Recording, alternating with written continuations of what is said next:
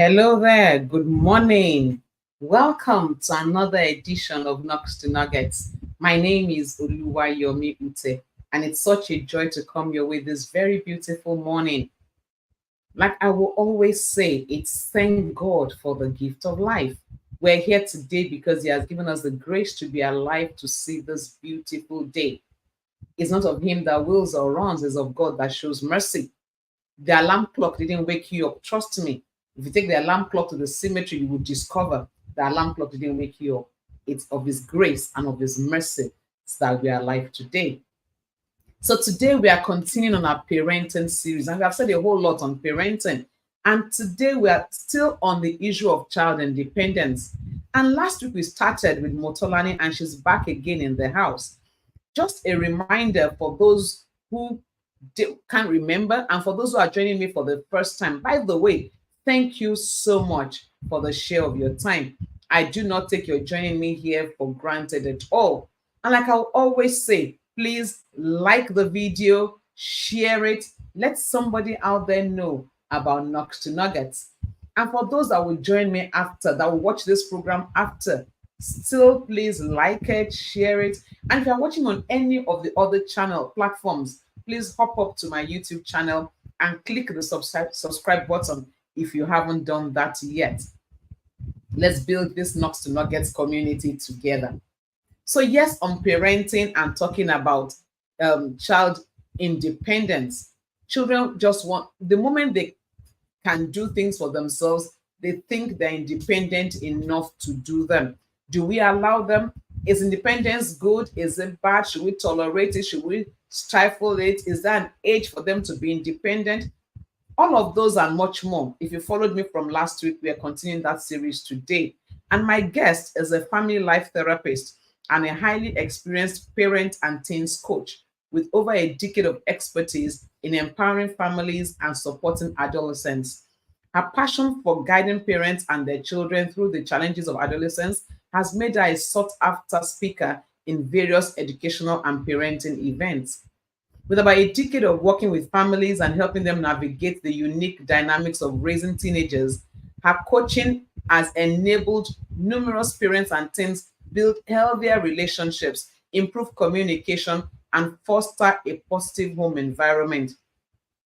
Her expertise has been recognized by various organizations and educational institutions, and she has been invited as a guest on various TV programs. Schools, parent teachers associations, and religious houses invite her because of the wealth of experience and what they can glean from her. That's why she's back here again on Knocks to Nuggets. She's a certified professional with the Institute of Family Engineering and Development. She continues to enhance her knowledge and skills through ongoing professional development, attending conferences, and staying updated with the latest research and trends in parenting and adolescent psychology. Ladies and gentlemen, join me to welcome back to the studio Motolani-Abe Falabi. Good Hey, morning. good morning. Good to have you back in the house. Thank you for having me again. Awesome. Thank you so much for being back in the house. And we've talked a whole lot about children and their craving for independence. And I'll just take you back a bit because of a question that came in during the week. And somebody said, is there an age that you can begin to encourage independence? In other words, is there an age that you can say no to child independence? You must do it the way I want it because I need to train you, I need to structure you in a particular path. So between this age and this age, I'm the Lord and Master of your decisions. You can't have independence. Is there something like that? Well, I am concerned about why the person or the question wants a particular age. I don't think that independence is a age. It has to be attributed to age. I think it would also show the maturity or the level of responsibility that the child has been exposed to. That determines the level of independence. So, for example, I said that because you have some 7-year-old who cannot lay their bed, who cannot make maybe tea for themselves, the basic things that they should be able to. And you also have some 11-year-old who cannot do these things. So it's a matter of responsibility. What are the things that you have exposed them to before now? So it's not an age matter to say, oh, from age 7, because you have not all age 7 behave the same way. Some age 7 are, for example, for me, at age 7, I already had a sibling that I was responsible for, that I was already parenting. You know how you're the firstborn, first child of the house, and you have to be responsible for others. You have to be able to wash your own socks, wash your pants. We have 10 years old who cannot do that. So it wouldn't be an age thing. It would be the matter of responsibility. What level of autonomy have you given to the child before that time? However, a 2-year-old or a 3-year-old will not insist on certain things that you want to allow them. So I would say that to just put a cap, maybe from age 7 and above, but it would really not be a an age thing where it has to be because this child is this age. I think your focus should be more on how well has this child been responsible for certain things when I've allowed this child to do certain things. So you can have a 4-year-old who is already behaving like a 7-year-old. So it wouldn't be a, oh, this child is 4, I need to enforce this.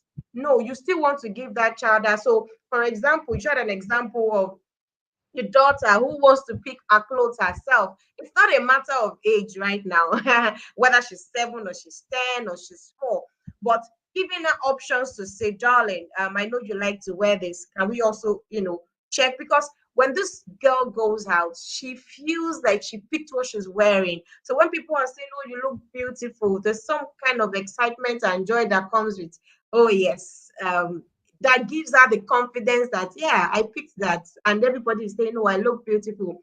You are actually the one who picked what she's wearing, yeah, but you gave her options rather than insisting or imposing on the child to say, this is what you're wearing. That's how little independence can actually be, allowing the child to pick up what they want to wear, showing Hmm. up the way they would like to show up, and not how you think the child should show up.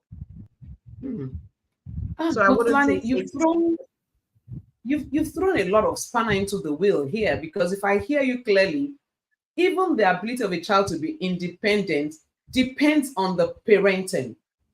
Yeah, So if you it have depends on the exposed level of that child right, responsibility. Yes.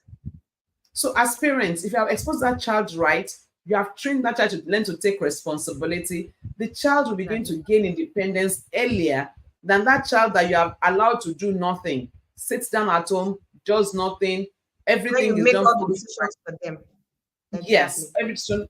And then when they go into the world, that child that you have taught to take responsibility is actually better for it. Yeah. And that's the truth. So when you are thinking you want to box them into a cage, into something, you want them to be what you want them to be at all costs, you are actually robbing them of their ability to stand on their own when you are not there. So parents, Exactly. let the child be.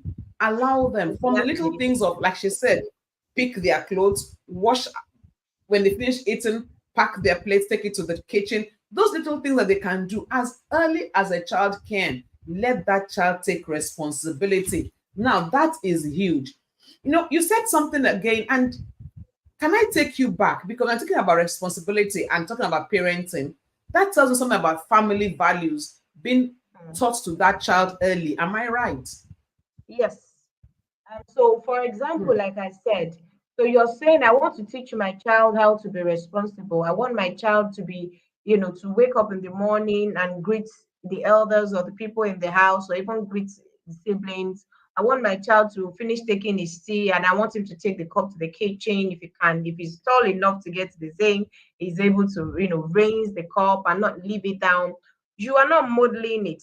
You just assume that as your child grows, they will learn certain things. No, so whatever it is that you want your child to learn, you begin to model it. You wake up in the morning, oh, good morning, my darling. Your child see you do this across board every day. The day you have not told the child good morning, the child is wondering, Mommy, you didn't tell me good morning. What happened? Mommy, are you fine? Mommy, are you okay? Because they are used to you maybe coming to give them a big hug. I remember myself growing up as a child. Every morning I wake up, my mother who is the one who would always scream down, "Oh, wake up, it's time for school," and all of that, because I like to sleep. But my father would just come in and use, maybe he's just coming up from the shower, he comes into the room, uses his cold hand on my cheek and say, "My beautiful princess, is another day." Go, I just, oh, daddy, I wake up like that every morning. So the days that my dad did not come to wake me up like that, I'm jumping up, I'm awake. It's not my mother's shouts that would get me off that bed. But the fact that I'm expecting someone to come and tell me the beautiful words he would use to wake me up every morning, I don't get it. And I'm wondering, what's happening? And I'm off the bed to go and search for him in his room to say what is happening. And that is how values are. You want your kids to pick up their plates after themselves. When you are done eating, do you pick up your plate after yourself? So you're done eating. It's not because there are no maids in the house to do it. It is because you are trying to teach your child something. It is so, yeah, you could have people who could do these things around, but it's by who your child is becoming by learning these things. Because when they learn these basic, simple things, it would go a long way even in life for them. They're able to take responsibility for themselves. They're able to pick up after themselves because you are modeling it. You're done eating, you take the dishes to the kitchen, you drop it. Your child will follow suit because oftentimes they will do what they see you do, not what you've told them to do. You want them to always Hmm. arrange their room, so you tell them, Junior, when you wake up every morning, I need you to lay your bed. Have you taught them how to lay their bed? You didn't teach them, but you expect that they should just know how. And then whenever they come into your room, is your own bed scattered or is it arranged? Because you cannot tell them to keep their own room tidy. But mommy, when you come back, your handbag is in the living room, your shoes are somewhere in the living room. They just look at the things that you're doing and they think that it's okay for them to actually do exactly the same thing. So rather than trying to, give instructions and impose things on your children, why not leave it out? Because parents, you're also models to these children. So whatever it is that you want to see in your children, you want to be able to model it. So for me, I want my people to begin to read. They see me read every day. I'm not saying I'm reading on my phone. I drop every distraction. I pick up my book and I'm saying I am reading 20 pages of this book daily. So even when they didn't feel like reading, and I tell them, so you see who I am, you see what I've been able to do. I'm giving them examples of where I went to speak. I'm talking to them about what is happening with me, to say that readers are leaders, giving them examples of people who are readers and how well they are doing. Just some videos that I play whenever they are around. And then I say, oh, you can pick up this book. I think this book will do you good. Can we review, 5 pages every day? When you're done reading, let's review together. Some days the default is okay. I let them, but I also ensure that I put a reward. So for every time, if you have read your 5 pages every day for 1 week, you get this. So if you have a plan to say you want to buy something, I have a reward that I have put in place. The reward might not be cash, it might be more hours or more time with one of their favorite TV program. And that will go a long way for them. Hmm. Wow. While you were speaking, you touched on two key issues. Number one, family tradition. When you talked about your dad waking you up with his cold hand, and I said, when the children leave home, what will they miss from Mm, us parents? What's that thing you do and you do continually that the children are like, oh, if mom was here, she would do this. Dad was there, she will do this. Family tradition. It's exactly. important we begin to put it in from get go. Yes, independence. Yes, you want them to do stuff, but family tradition is beautiful. What are the family traditions? And rewarding right behavior. Wow, I Mhm. had to write that down. We must not just model the right behavior, but also reward the right behavior. Many times we talk about modeling the right behavior, we forget about rewarding the right behavior. And like I said, it's not always about money.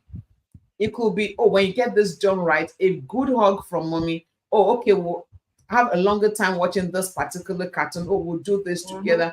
There are different things you can use to reward right behavior. Don't Yeah. limit reward to money. And that's the Yes. mistake I think a lot of us make. When we talk about And reward, you we know, think money. we reward bad behavior. So if we reward bad behavior, we should reward good behavior because parents would often say, but it should do it. But the other thing that this child is doing that you don't like, it's an expected behavior of a child. But regardless, you have punished the child for doing it anyways. So why not also reward the child to say, oh, Hmm. you can do better. One of the things that I also do is to say, oh, so I had a teenager who was preparing for junior work. He's in the university now. And I would always tell him, so these are the past questions that you have to, go through every day. At the end of the day, I will check what you have done. I will review it together.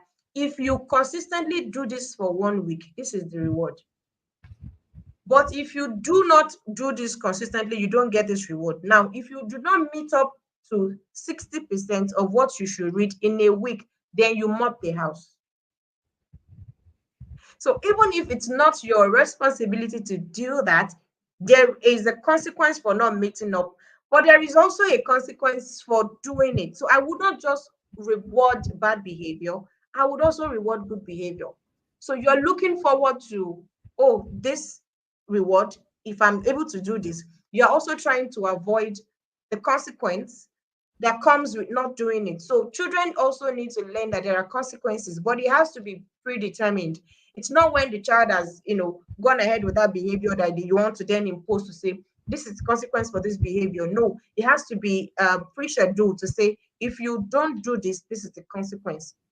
For me, if you do not do your homework and do the dishes after your meal, there is no cartoon time. It means that for everything that you want to do, you must have taken your lunch, you must have done your homework, you must have done the dishes, then you can sit to watch cartoon. If you have not done any of this, then you cannot sit with this.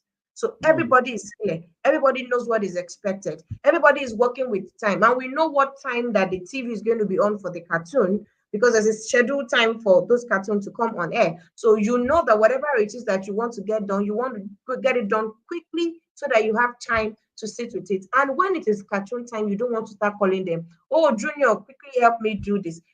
I get that sometimes you really need them off that screen, maybe to help you quickly get something, but it can also be negotiated because oftentimes as parents, we feel, oh, I'm your mother or I am your parent. I can enforce or impose certain things on us. It's just the same way you also, and I marvel sometimes when I see parents who, when they're watching a movie and you're talking to them, they cannot hear a thing you're saying.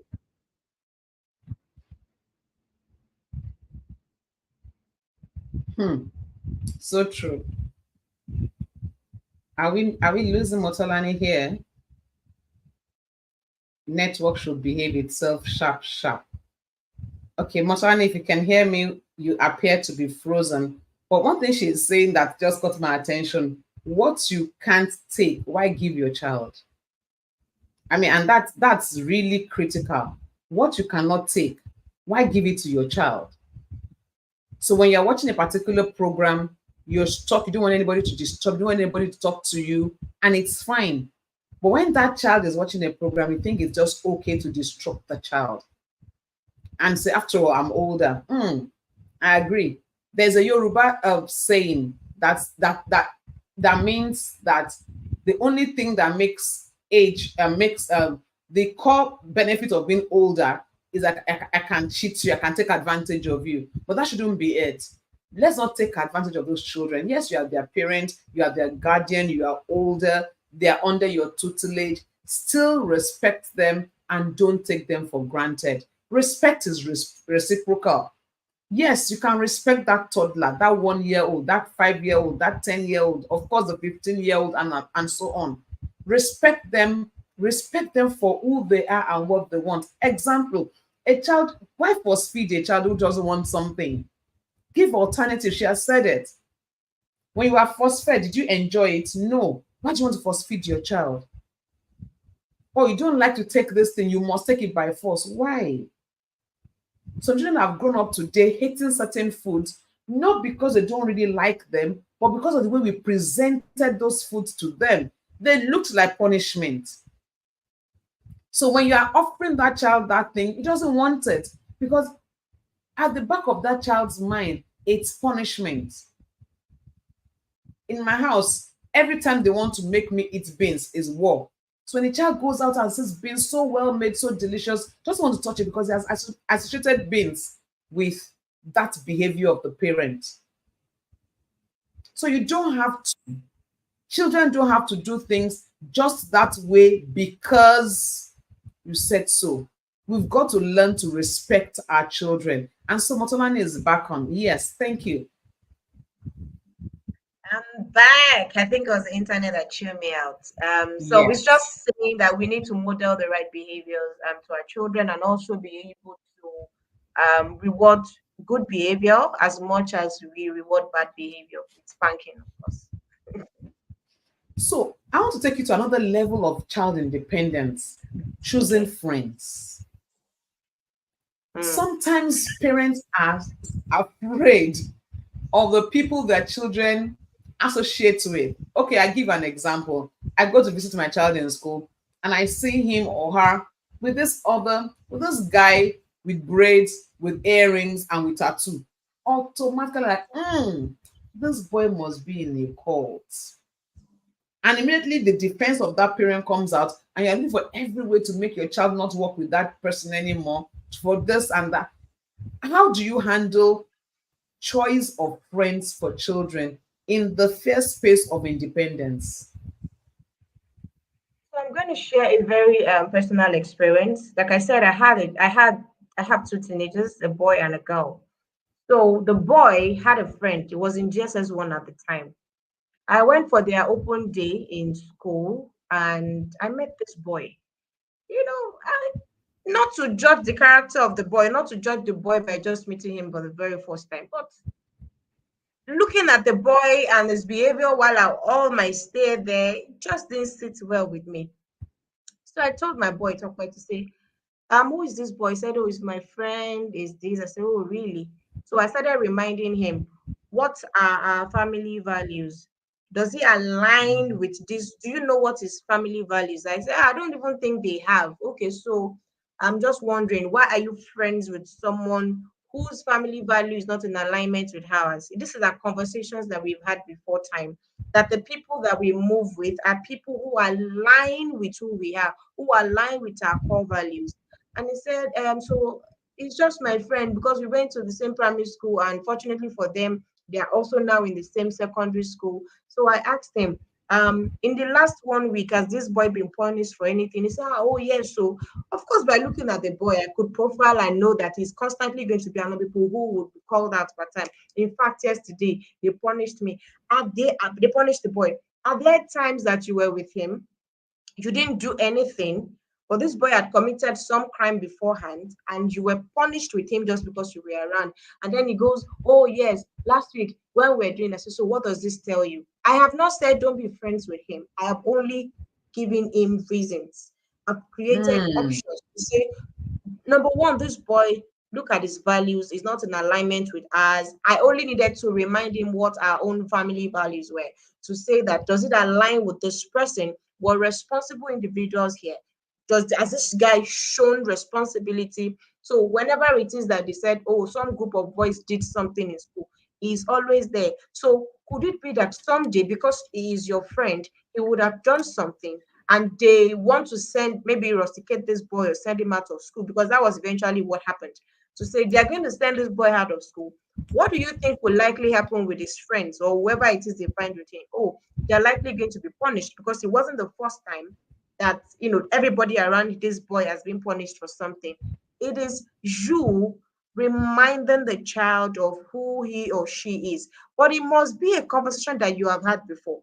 Because I had another case. I had a client that I was working with who, and the parent says, oh, my child is beginning to move with a gay person, his friend is gay, and we're concerned that this boy is also gay. But I interacted with the child, and the child says, no, I am not gay. But the parents are bothered because he has a friend who is gay. And by the time I had conversations with this boy, he says, oh, my mom says I should stop being friends with gay, right? It's okay. I will stop being friends with him. Maybe it's because my mom is aware that, and that's how he said it. It's because she is aware that I'm friends with him. No problem.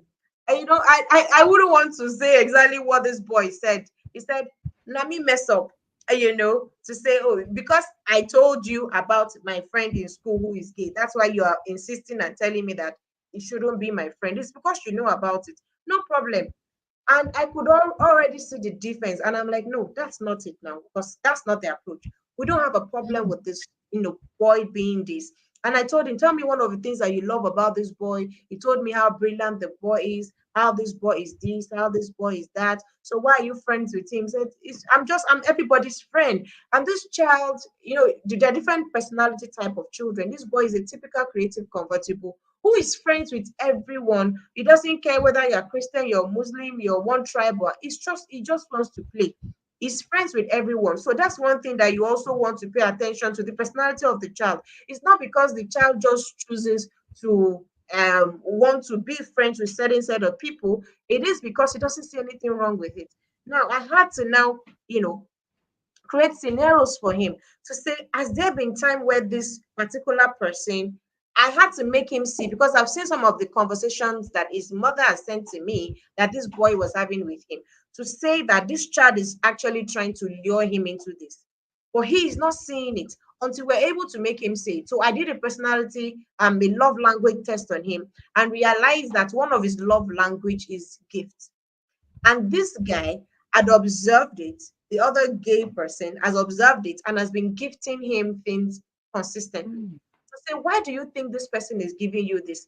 Just because this boy is in the university, he's not a child. Yes, he's young, but he's already in a university, in a private university. He's less than 18. So the mother feels, oh, he can't decide who to be friends with. But for a child who is in the university, at that time is not when you want to begin to insist on who he should be friends with or who he shouldn't be friends with, because these are certain things that should have been taught.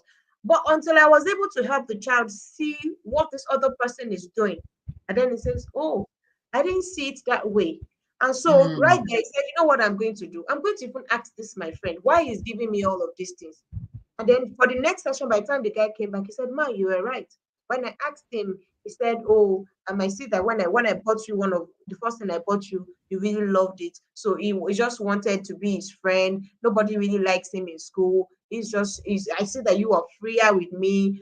But this guy is he's already giving you ideas, talking, having conversations with you about how it's not such a big deal to be gay, how in fact they have a WhatsApp group, how he's telling you if you don't mind, you can join.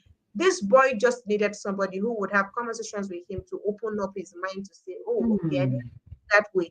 Not you imposing. But right now, he's been able to see things the way you are seeing it. Now he understands. He's able to make a decision to say, oh, okay, now I think I need to reduce. Because the boys categorically said, "Ma'am, me, I like girls, but don't tell my mom I like girls." you know? So rather than you imposing as a friend to say, no, you cannot be friends with this person. Help them see. And you can actually be wrong.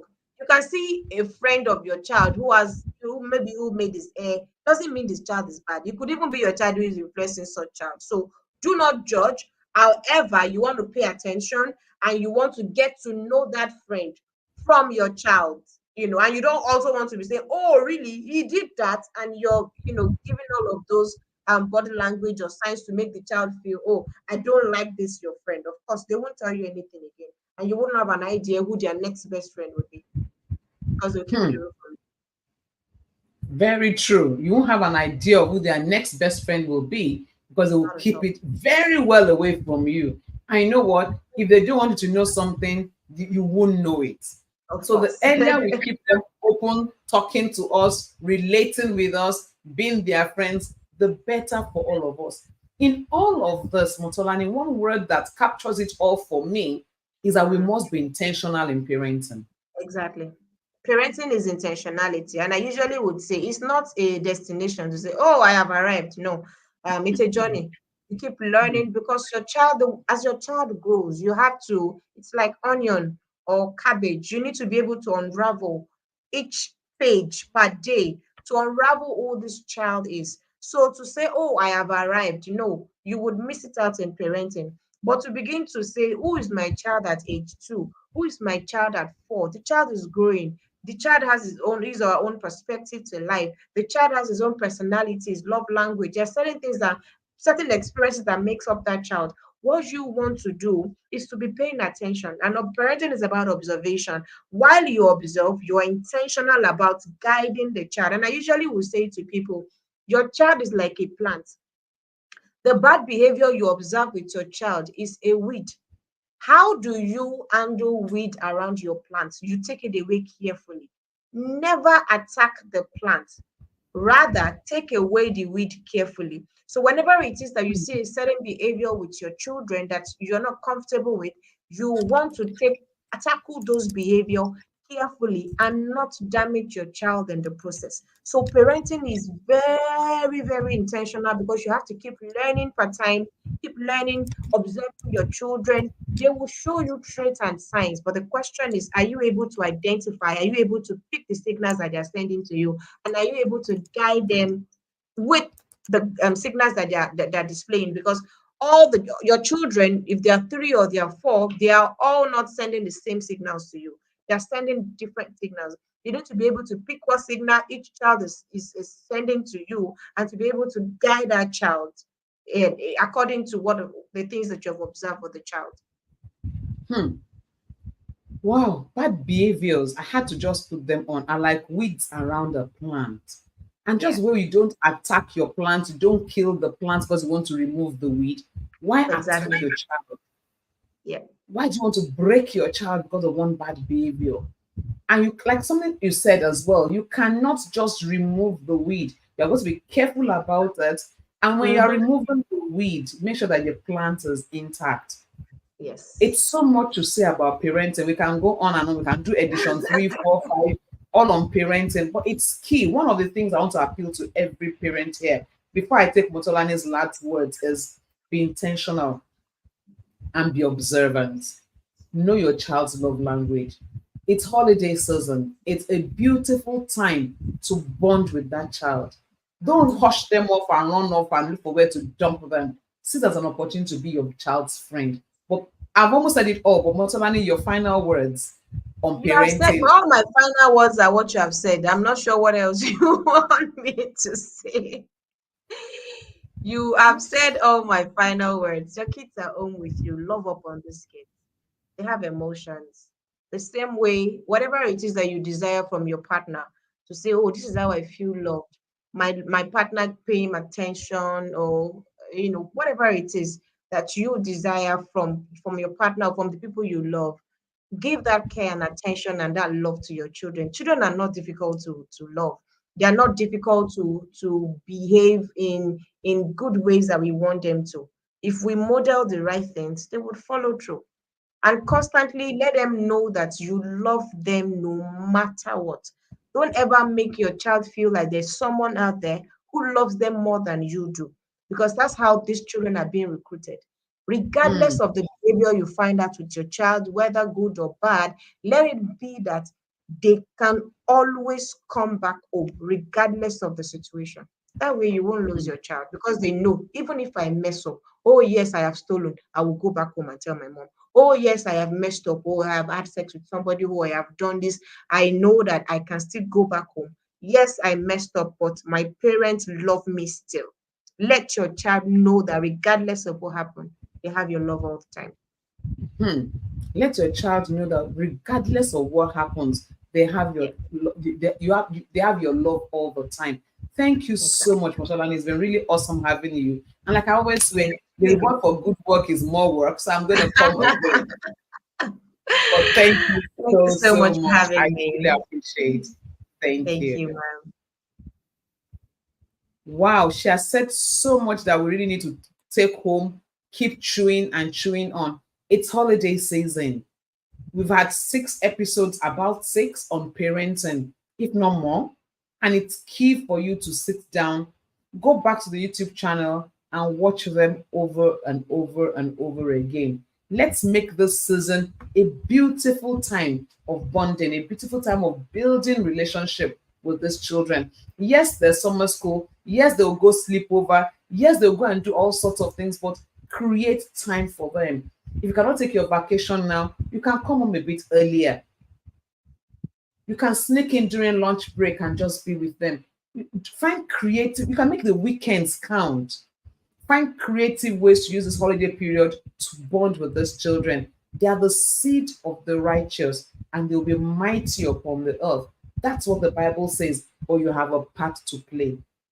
Be intentional about parenting. Love upon them. Let them feel good. Let them enjoy this holiday season. That they will go back to school in September excited to tell their friends about how their holidays have been.